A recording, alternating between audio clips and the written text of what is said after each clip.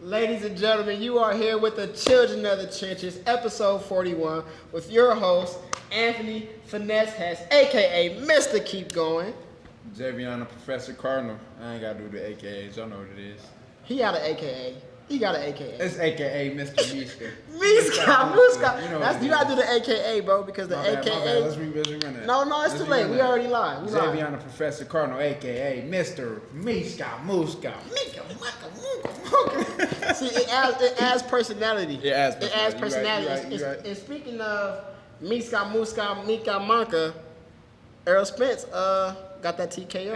Errol Spence got that TKO over Adonis. Am I saying it right? Adonis Ugas, I think. One of them. Yeah, but big ups to Errol Spence. You know what we want to see next, man. Crawford. But you know what I noticed though? This is the second time bro broke somebody's eye socket. You feel me? Because he broke Kell Brook's eye socket. Yeah, no. Errol Spence got a punch. He packed a punch. And I feel like he targeting it. He you packed feel me? a punch for sure. And they massive. Because ain't too many niggas out here just breaking eye sockets. One thing we did see,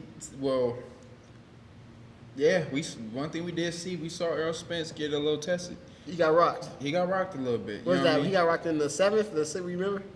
Or you remember? I believe it was the 5th. Right. The 5th or the 6th. It was like mid rounds before the stoppage. Got touched a little bit. He got touched a little bit. I mean, Ugas ain't no pushover. You know what I mean? He for sure Ugas came to fight. Big ups to Ugas as well.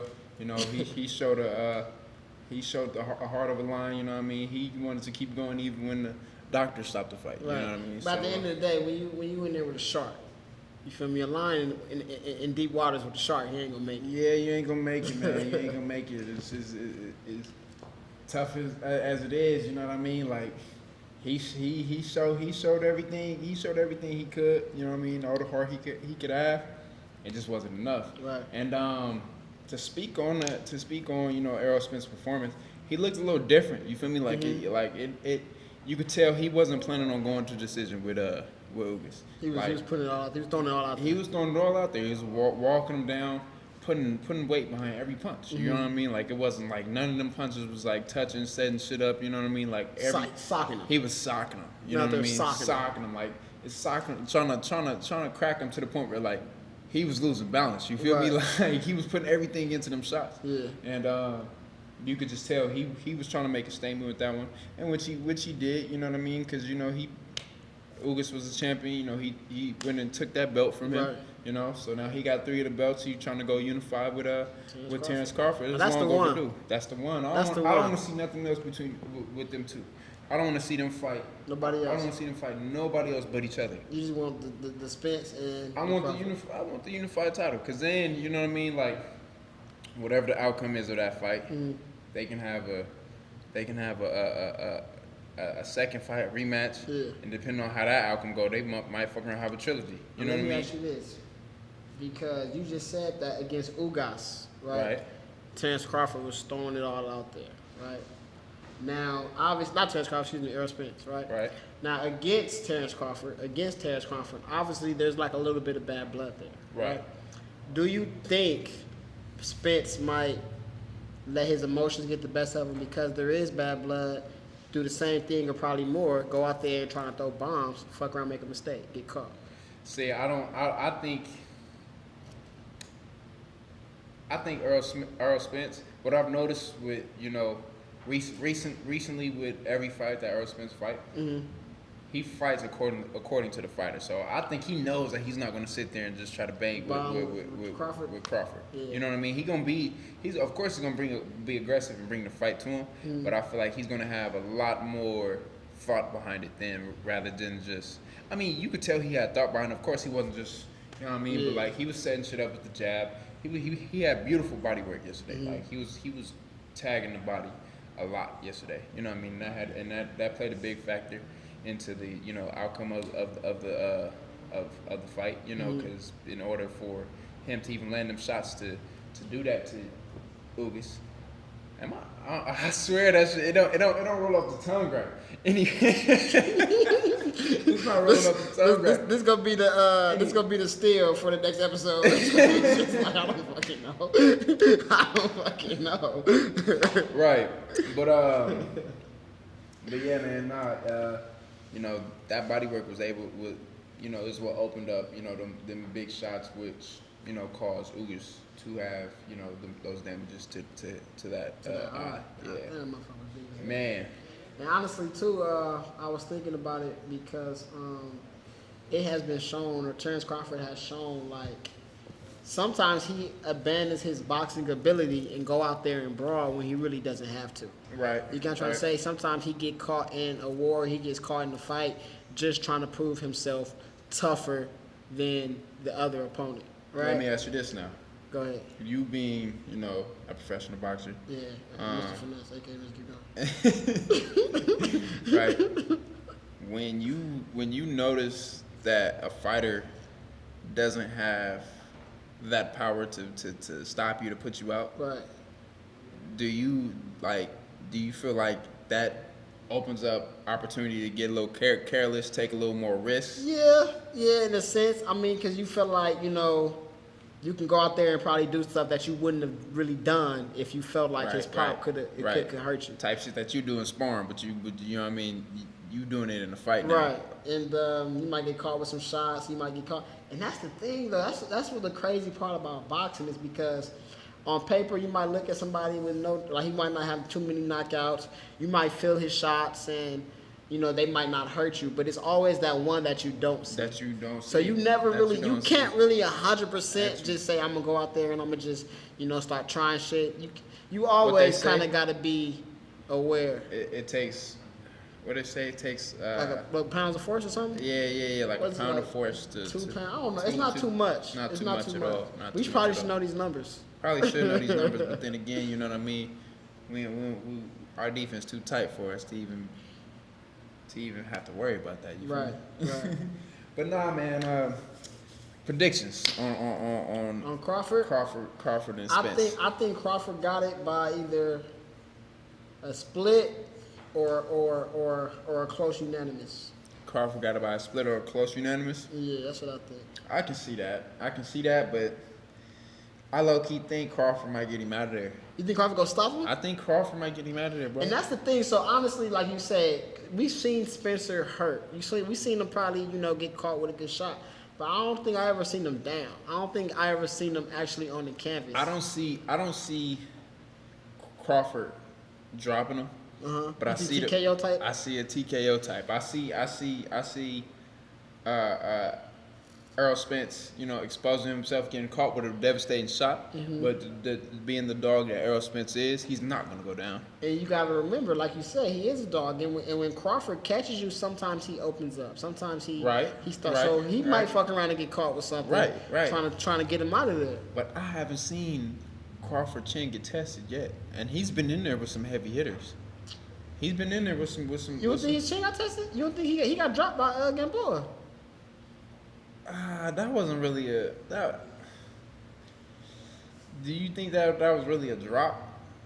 Like, it was a long time ago, but shit. You think he really dropped him? Honestly, I forgot about that. So I gotta go back and look at that. It was a long time ago, but he did get dropped for sure. But honestly, okay, so that fight was low key like my introduction to Terrence Crawford. Yeah. Like I've seen him before. But like I didn't really think much of him until I seen that fight. Right. When he switched southpaw and started tagging Gamboa, I became a fan. You know what I mean? And that's the thing though. That's the thing. Like that's why I respect Terrence Crawford's game so much, because he's diverse. You know what I mean? He can do a lot in the southpaw. What? Have Errol Spence faced a real slick southpaw? No. Cause he's southpaw, right? Yeah. No, it's a lot of things to the equation that niggas gotta add up and niggas gotta figure out. And that's what I'm saying. I think Terrence Crawford just got too much in his arsenal. Right. You know what I mean? He got way too much in his arsenal. Yeah. But you know what I mean? It's a lot of, you know, it's a lot of things we can say, we never know till the fight actually happens. Till we see it, right? Till we see it. I mean, Errol Spencer's all for it. Terrence Crawford made it public on Twitter. Now it's just time to get them papers right. You know what I mean? And now that Terrence not with Top Rank no more, it's probably more likely. Right. It's probably more possible. Right. You feel me? And Floyd trying to get a piece of that bag. He want to sign Terrence. He was trying to sign Terrence. Trying to sign Terrence. Floyd want a piece of that bag. But yeah, man. That's exciting. I see that fight happening maybe like September. Mm-hmm. You know what I mean? Like somewhere around that time, towards a little more later. And I noticed that like boxing's on the rise again because I was at the barbershop.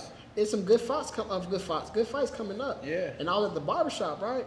And people at the barbershop was talking about the Errol Spence fight. Right. And I was thinking, like, I pretty much told my barber, like, I didn't even know y'all probably would know who Errol Spence was. You know what I'm trying to say? Right. But yeah, man, boxing's back on the rise, and people tapping in with the fighters and stuff. It's a good time to be a boxer again. Right. You know? Tyson Fury fight, I believe that's next week. Yeah. Dylan White. Yeah, Tyson Fury and Dylan White. Who we got after that? Oh, Devin Haney and That's gonna be a good one. That's gonna be a good one. Who you got for that one? Whew. I got Devin Haney. You got Haney? He been looking sharp. I've been watching him training. I remember you telling me that. Yeah, I was watching him training. Like he looks sharp and he looks locked in. You feel me? That's one thing about Devin Haney. He gonna rise to the occasion. Right. You know what I mean? Let me ask you this: are you picking Devin Haney? Well, let's be honest. How many times have you seen Kambosos fight, or you only saw the fight with Theo? Okay, so you get what I'm saying? I start watching Kambosos when I heard about him fighting Theo. Oh, so you went back. So I went back and did my research on him, and I was like, wait, like a lot of people was like, oh, Theo finna knock this dude out. I'm like, I don't know, like this dude's the real deal. You know what I mean? And that's how it be. You know what I mean? Like it be a lot of people a lot of dudes that people don't know about, that people don't have as much hype behind. Right. And they come up, they working. You know what I mean? Yeah. So you never know. You know what I mean? Like if you do your research and you see like this dude, like he ain't no pushover. Yeah. You feel me? Like don't take him lightly. You know what I mean? As the fighter, don't take him lightly. Do not take him lightly. Yeah. I honestly feel like there's some thing about Kambosos. There's some of Kambosos that we haven't seen yet, or that the world haven't seen. Right. And no, this is going to be a good fight. Don't get me wrong. This is going to be a real good fight. What do you think Devin gonna squeeze it? I think Devin gonna edge it out. What I am nervous about is his chin. Yeah. I'm nervous about his chin because Linares touched it. Right. Linares touched it. He couldn't get him out. Was he hurt his last fight? Did JoJo hurt him? JoJo did hurt him. JoJo hurt him too. I think did JoJo got pop? He got a little bit of pop, but not Kambosos pop. Kambosos got pop. I think I ain't gonna hold you. I think Kambosos got it. Hey, I'm not gonna argue this one against you. You know what I mean? Because it can go either way. It can go either way. Right. Me personally, I want Devin Haney to win just because I see.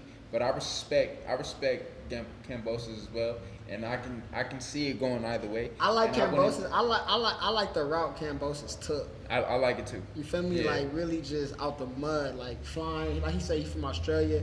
Just majority of his fights away from his family, away from his friends. Right, you know what I'm trying to say? Right. Just imagine like we fought in Mexico. Right. You know what I'm trying to say? We know what it's like to fight away from. And think about it, Mexico's not even as far as Australia is. Right. But we know what it's like to fight away from our loved ones, and to fight, you feel me, in not I'm gonna say foreign lands, but you know what I'm trying to say? Away from home. Not your backyard. Not your backyard, away from home. And he was out here for Manny Pacquiao camp. You feel me? So realistically, majority of his career, you can argue, was away from his family, his friends, and he just stayed dedicated, and now he kind of reaping all the benefits of that. Right. So I really like the route he took. I like how he carried this nigga. Pretty much came out here. He reminded me of Conor a little bit. Conor McGregor? Yeah, he reminded me of Conor. Like when Conor was up and coming and hungry and that young, you know what I mean, bull. He got that edge to him. You feel me? Like he just don't give a fuck. Like he gonna talk his shit and he gonna back it up as well. Right. Another fight I'm excited for is Shakur Stevenson and Oscar. And Oscar. That's gonna be a good one. That's gonna be a good one for sure. Right. I like Shakur. Who you got taking that one? Come on, man. I like Shakur. Let's be honest. Oscar's good, bro. Oscar's good, but Shakur is different. Shakur is different. He is different. And let's be honest. Let's go back. Who has Oscar fought with that real slick boxing style? He hasn't. You feel me? I don't think he has. Honestly, right now, I don't think that there's any fighters, like aggressive fighters, probably, that can beat Oscar. I don't think nobody like coming forward, you get what I'm trying to say, with that kind of Mexican style. I think he has that. He's mastered that. Right. You feel me? But I feel like a real slick boxer like Shakur can probably get him. Right. He gonna shut him out. Even the guy who was a boxer, which dude, it was his last, I think it was his last fight, it was real close. Or a lot of people say the dude was robbed. The dude that Oscar fought? Yeah, he outboxed him. He was his last fight, dude outboxed him. Nah, because wasn't his last fight a knockout? If not, it was the one before that. It was one, he got outboxed, and they gave it to him anyway. I gotta go back. We gotta go back and look at it. I gotta go back and look at that. But yeah, I feel like that's probably gonna be Bro Kryptonite. Just a real slick boxer, which Shakur is. Right. You feel me? And that's the thing, Shakur, he doesn't have any power, but his power remains the same from round 1 to round 12. And it adds up. Small numbers add up. Small numbers add up. You know what I mean? So Everything. Shakur, he will outbox you and beat you to death. You know what I mean? I don't see him having devastating power, like knocking him out. If you knock it long enough, eventually that motherfucker will come down, bruising and swelling up. You feel me? Everything. So I do see Shakur, having his way with Oscar, but I'm not gonna count Oscar out. It's gonna be a good fight for sure. That's a good one. Yeah, that's a good one. It's a matchup. lot of good ones, man. This year is a year for real. Yeah, It's a lot of good ones coming up for real. There's a lot of good ones. May is stacked. You know what I mean? That's all in May. So May 7th. Oh, we forgot about Canelo. Canelo Dimitri Bivol, whatever, however you say his name. That's gonna be a good one too. That's gonna be a good one. Yeah. Dimitri is another one of those guys who's like under the radar, to the average casual. Yeah. You feel me? But Dimitri, he was sparring Lonnie. Yeah. Back in the day. Yeah. I think it'd be nice. Yeah. I think it'd be nice for a minute. Yeah, he's been nice for a minute. So that's gonna be a good one. Canelo different though. Canelo is different. Canelo has power, but Dimitri has power as well. Yeah. Dimitri has power as well. And I think we've seen Canelo at a light heavyweight. We've seen Canelo, but when he fight light heavyweight, Canelo coming there with it. Canelo has mastered creating a strategy and sticking to that strategy. Right. You know what I'm trying to say? Right. He gonna stick to that strategy for sure. So I'm just kind of curious to see what his strategy will be with Dimitri and how it pans out. That's the thing. He hasn't, outside of Floyd, he hasn't really faced, that guy to make him adapt. You know what I mean? But let's be honest. That's the most adaptation that you have to get, Floyd. You feel me? After Floyd, after you adapted to that, what other adaptation? Right. You get what I'm trying to say? Who else can make you adapt after that fight? Fighting he elevated his game. Yeah. You know what I mean? That was a defining moment of his career. You know what I mean? He needed that moment because he needed that. He was young. You know what I mean? Like, he's up and coming.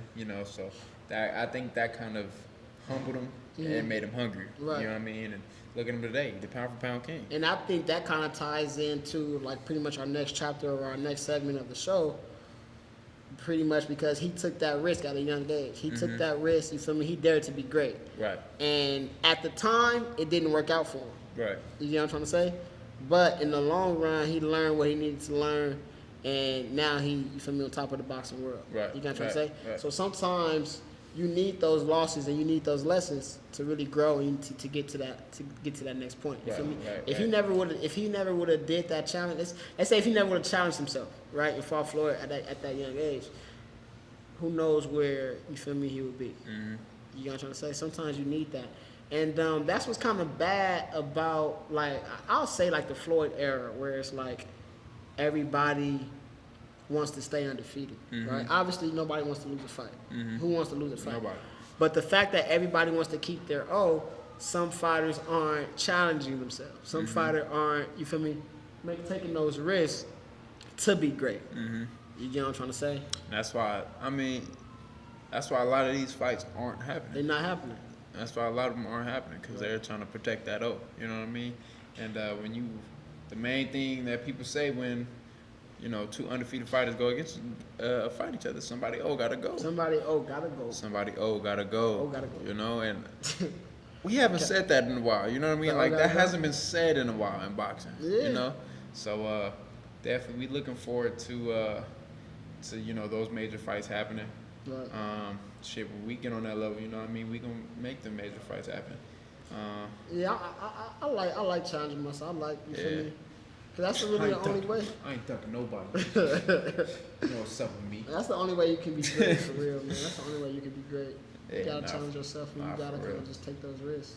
Nah, for real. I mean, since we on the topic, let's get into it. You know what I mean? So, you had mentioned earlier, about finding your purpose in life. I said that.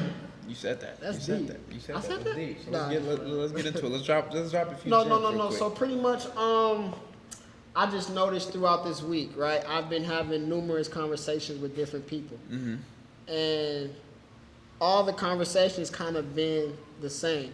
You get what I'm trying to say? And I feel like a lot of people at our age, a little bit younger, maybe older, you feel me? Because there's never really a specific age group that we're like, when it comes to these type of problems, a lot of people don't know what they want to do in their life. Right. They don't know what their purpose is. They don't know, like I said, what they want to do. You feel me? And I was just trying to kind of explain, and I told every person the same thing. It's only one way to really find out what you want to do, you feel me, in your life. And I feel like the only way to find out is by trying shit. Right. You have to try everything. Every little idea that you have to go out there and try, because you never know what's going to take off. You feel me? We were lucky enough to find out what we wanted to do at a young age, right? With the boxing and everything like that. You know what I'm trying to say? But it took us, like I said, at a young age, it took us going up to our parents, going up to, whoever was in charge of us, hey, I want to try to box. I want to do this. I want to do that. I want to do that. If we never, put that out there, if we never, tried to pursue that, we wouldn't be sitting here today. Right. And, I kind of just wanted to probably just kind of dig into that a little bit and just try to motivate people and just try to get people to understand, it's like we only really got one life, and you got to go out and you got to just try everything, but you just got to try to do everything. You get what I'm trying to say? And, that's pretty much was it. And I feel like kind of how we were saying about the Canelo thing, like, he dared to be great. He tried to do that with Floyd. And another thing, right? Another thing is people are scared of failing too much. Right. They don't want to try shit because they don't want to fail, and they don't want to fuck up. They don't want to take them L's, right? Sometimes you got to take those L's. You got to. Those L's gonna propel you to a W. You got to. I honestly, like, with chasing greatness, I get this quote from Nipsey. You know what I mean? Right. You got to go through every emotion. Every emotion. You got to go through every emotion. Right. With chasing where you want to get to. Yeah. You know what I mean? You got to go through every emotion. That's going to mold you into, being what you desire to be. Right. You know what I mean? That's going to put you through, those trials and tribulations to be able to, pass it on to, the next coming up, the next generation coming up. Yeah, and my take on it, bro, as far as, purpose, I feel like it's a difference between doing what you want to do and your purpose, right? Right. Because honestly, your purpose don't even have to be work related. Exactly. Boom. Exactly. It's a gem. We're right here, Sam. We right here. But not like speaking from personal experience. I mean, you you was a witness of this, right? When I first started boxing, bro, I didn't want to do this shit. Facts. Facts. I didn't want to do it, bro. Like, I was like, I ain't gonna hold y'all. Let's drill off. This nigga lying, right? Because the first thing Javion told me, the first thing this nigga tried to tell me, I think I was hitting the bag. And nigga, like, I don't know what he said, but I just remember the nigga pretty much came up to me and was like, he introduced himself and stuff, and he pretty much was like, oh, yeah, you know, we should spar, blah, blah, blah, blah, blah, Okay. right? And in my head, I'm like, I'm about to beat the shit out of this little light-skinned ass. Because Javion wasn't always 6'5". Right. I'm about to whoop. I got like the bike. I'm about to whoop. This nigga like, you know, I didn't really want to do this. How you don't want to box, but you going after strangers? Right. You going after strangers Right. like, oh yeah, we can spar. See, and that's when I knew. I said, yeah. See, I'm not gonna like this guy. See, and that this guy is an op. That was thinking about me. I had a plan until I got socked in the mouth. You know what I mean? Mike Tyson shit. For everything. Right. Be like that. Nah, for real. Be like that. But no, you gotta go through those like, shit. You gotta go through those type of things. You feel me? And boxing is I feel like boxing is the sport to prove like it's only one way to really get good at boxing. You feel me? You gotta get your ass whooped. You feel me? Don't get me wrong. There's some people who are naturals. They come in here, you feel me, off the street, and they just beat kids up. You feel me? But they not really go grow until they face that one kid that they can't get. You know what I'm trying to say? Yeah. And that's really where you grow in this sport. You gotta find that one person that you probably can't get. You feel me? You can't touch him, right? And spar that nigga all the time. All the time. And when you start touching him to the point, when it get to the point where you start touching him, then you gotta look for somebody else who you can't. You feel me? Right. That's in life, bro. You gotta get those ass whoopings. Yeah. But excuse me, I cut you off because you lied. But keep going. I didn't lie. Bro, you didn't even give this nigga. Bro, this nigga said I didn't want to. I didn't really want to box. I don't even really want to box. You didn't even let me explain it, bro. All right, go ahead, continue. So I apologize. Nah, so right. I was saying all of this before I ever even got in the ring, right? Me and Hess, we pretty much started in this gym pretty much the same day, right? Y'all know the story. We've explained it numerous times, but you know, I thought highly of myself. I still do, but at the time, I thought highly of myself without actually, you know, getting in there and testing myself. You know what I mean? Of course, I've got in the street fights, you know. Was fighting kids in the neighborhood, threw the gloves on with kids in the neighborhood and shit, and that kind of boosted my ego. You know what I mean? I got him, G. I got him, G. Everything. You know, and me not knowing that it's a whole different ballgame when you get in that ring. You know what I mean? Like you in there with somebody who is putting time in. Same as you. Yeah, same as you. You know what I mean? So, I remember like sparring. And I was like, okay, hold on. Like after really getting hit, getting tested, I'm like, all right, hold on. This is different. This is not what I expected. I'm gonna thug it out for a second. You know what I mean? And then it got to the point where, like Hess was saying, like I was getting my ass whooped. You know what I mean? Like it was point in times where I was getting, you know, my ass handed to me for sure. And it was like, bro, this ain't for me. I'm out of here. So I say that to say, like I tried to do everything but box. Like, I tried to do everything outside of boxing, you know what I mean? I tried to find different things that I can be good at. And, you know, I was fairly exceptional with everything I tried, but everything that I was doing and everything that, you know, was around me was calling me back to this sport. Right. You feel me? Like, it was like, as much as I denied it, as much as I didn't want to accept it, it was like right there in my face. Okay, boom. I wasn't training. I mean, I wasn't necessarily competing or sparring or everything, but I kind of fell in love with training people. And I like, Professor. Yeah. Then that's where that came from. But I fell.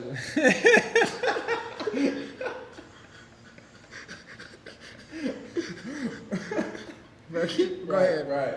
Bro, stop cutting me off, bro. Right. Man, stop cutting me off, bro. Right. My bad. Nah, so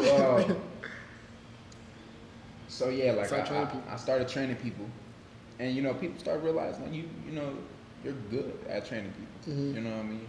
And you know, I had a few talks with people that tell me like you're just as good as training people as you are in as you are, you know, yourself. You know what I mean? When you get in there, and that's when I was like, I kind of tuned them out, went through one ear out the other. You know what I mean? So you know, time goes on. I'm training people, and you know, I dabbled with it. I was in and out of it. You know what I mean? I was 1 foot in, 1 foot out. You know, I wasn't all the way out of it. You know, but I wasn't all the way in it as well.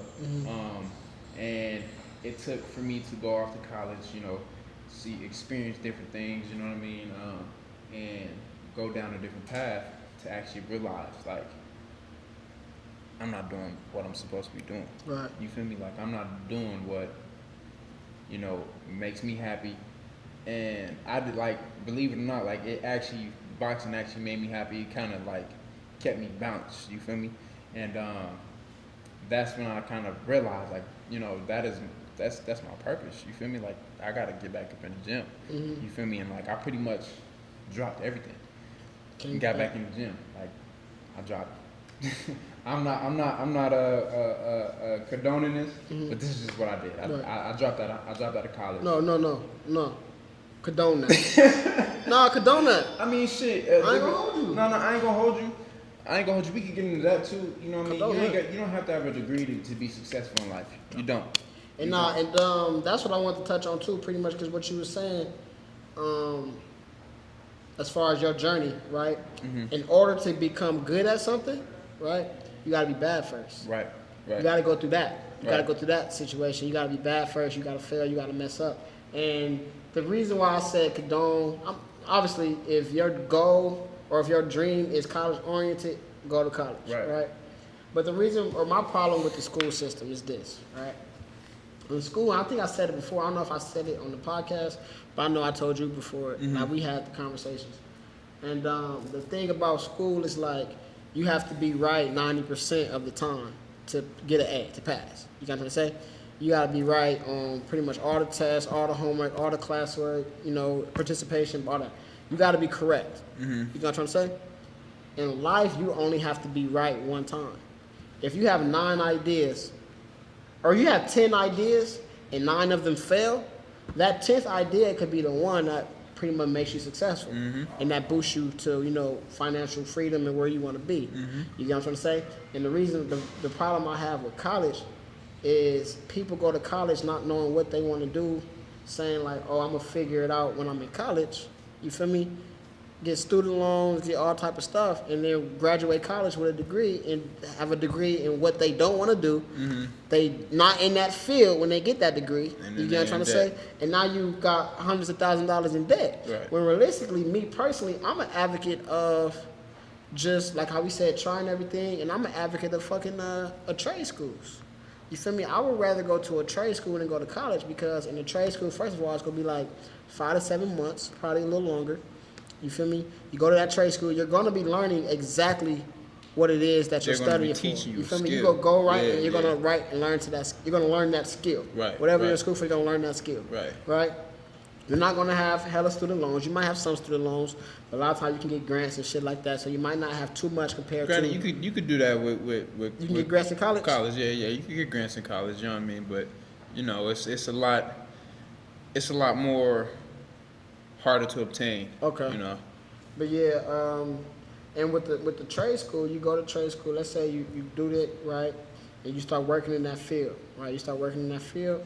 And down the line, you realize it's not what you want to do. Right. You didn't waste 4 years of your life. You didn't waste hundreds of $1,000s. You know what I'm trying to say? Right. You can, and you still have a skill. You have a job that you can make money. You feel me? Hopefully, it's a well-paying job, but you have a skill.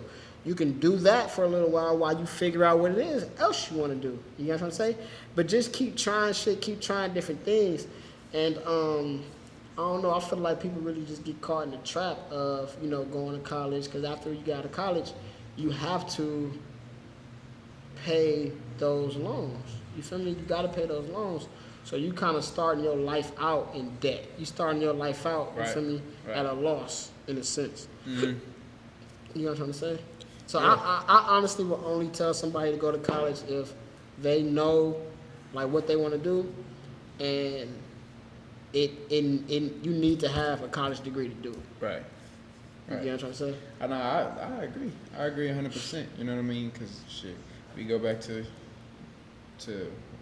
me going to college. You feel me? Like never at one point like my major was mechanical engineering. Facts. I was I was fascinated with mechanical engineering. I was fascinated with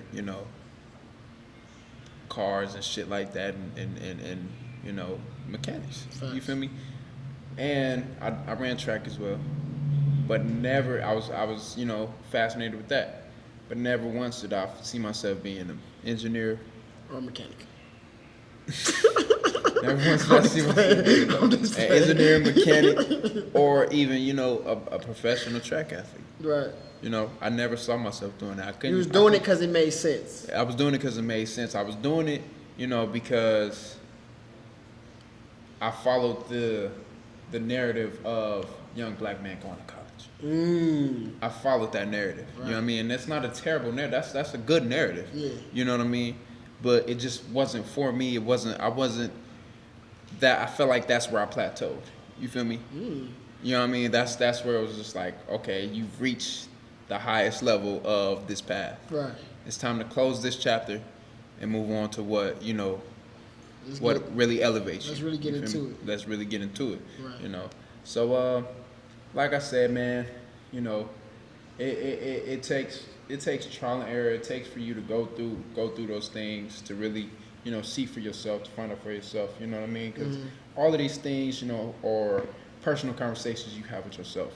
You feel me? Like those are conversations I have with myself. Like, do I need, like, is this really what I'm gonna do? Is this really what I'm gonna amount to be? You feel me? And it's like it wasn't nothing wrong with it, but I've always saw more for myself. You feel me? And I just didn't feel like I was achieving that. You know what I mean? I didn't feel like I was getting there, and I didn't feel like I was, of course, you have that mindset of you got to be the best in what you do. I didn't feel like I was the best in that field. You feel me? So, or I didn't feel like I could amount to be the best in that field. I mean, of course, if I apply myself, maybe, but you didn't feel the passion. I didn't feel the passion. You feel me? So, and that's what it is. You know what I mean? Of course, you got to be passionate about it. You got to love what you do. But at the same time, you gotta know if it's for you or not. And you gonna know though. You'll know. You gonna know. You'll know. You feel me? You know, like, and you might not know right off the rip. It might take you like it took me years to find out that it was for me, right? But like I said, I feel like you was just fighting against yourself though. I was fighting against myself for sure. Because it's like how you said, like everything was kind of pushing you back here. You feel me? Right. So like somebody that was smart, they would just realize maybe I should be doing this.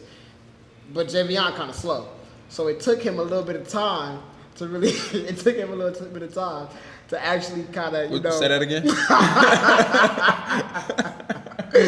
No. But you guys trying to say like everybody, like you said, it was pushing you to this direction. You feel me? But you stubborn, low key. You Okay, facts. Glasses come back on. I'm gonna try this. Glasses come back on. No, you slow too though. you both the S's. You stubborn and slow. You're so good, bro. But you feel me though? Like you kind of at a certain point, you gotta kind of stop fighting against yourself. Right. I'm not saying you. I'm just saying people in general. You gotta stop fighting against yourself. Yeah, but no, I would like. Yeah, I agree. Shit, I'm stubborn as fuck. Right. I'm very stubborn, and shit. Anybody who knows me knows that, and that's why we're here today. And that's why we have that upbringing. Right. Yeah, man. I think moral of the story is try everything, and if you never took a loss, I feel like if you never took a loss, you never try nothing. Right. If you never took a loss, you're not really putting yourself out there. You're not putting yourself in a position to succeed. What'd you say? That's gonna be the title of this. If you never took a loss, man, L's, losses and lessons. Losses and lessons. Losses and lessons. You gotta learn the difference. It is a big difference. It's a big difference. It's a big difference. Right. Nah, but I want to leave y'all with that, man. I want to leave them with that and let that sit in their spirit for a while. Right. You feel me? But this has been. This was a good one. It's a lot of gems in this one. Yeah, on everything. You know. That's the thing. We joke. We fuck around a lot. You know. But we've been through some shit, so we can tell y'all something. We're very wise. Very. Very wise. I'm a little more wise than Hess. There we go. But there we go. But you know. Can I do the outro? Huh? Can I do the outro? Cause you just talked about bullshit. Can I do the outro? No, I want to finish talking to the people. Go ahead. I like. Let's take the glasses off. You know he bullshitting when you do this. you gotta touch the This nigga think he Malcolm X. You gotta touch the temple. Hey, Sam, I'm gonna see you the Malcolm X picture when he was like this. I want you to edit it next to his joint. Go ahead, man. Talk to your Alright, enough of my bullshit, man. Yeah, we just say that, to kind of inspire, any of the viewers out there watching this, who feel like, they don't necessarily know what their purpose is or haven't really walked that path yet. Mm-hmm. You know what I mean? We encourage you to do so. We encourage you to go through everything, that path has to offer, the good and the bad. You know what I mean? Take it and run with it and develop and grow with it. Right. And the only way to walk that path, you gotta start. Gotta start. You feel me? It's not gonna walk itself. You gotta put one foot in front of the other.